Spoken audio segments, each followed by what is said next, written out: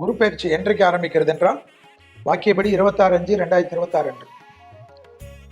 திருக்கணிதத்தின்படி 1/6/2026 இரவு, அதாவது 2ஆம் தேதி 6வது மாதம் 2026 அன்று முந்தனத்திலிருந்து கடகத்துக்கு மாறுகிறார் என்பது ஜோதிடத்தின் பஞ்சாங்க குறிப்பு.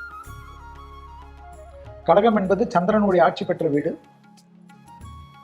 கடகம் என்பது சந்திரன் ஆட்சி பெற்ற வீடாக இருந்தாலும் குரு அங்கு உச்சம் பெறுகிறார்.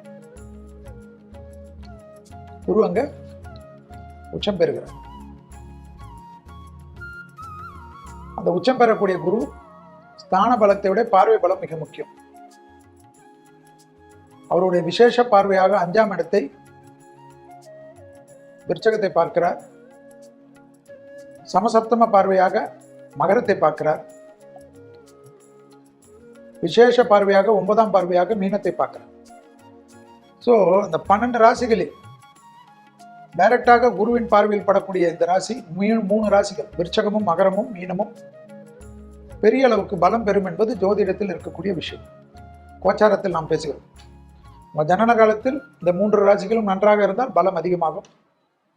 கெடுபலன்களை கொடுக்கக்கூடிய விஷயங்கள் இருந்தால் அதை நீங்கள் உங்கள் ஜோதிடத்தில் தான் ஆலோசிக்கலாம்.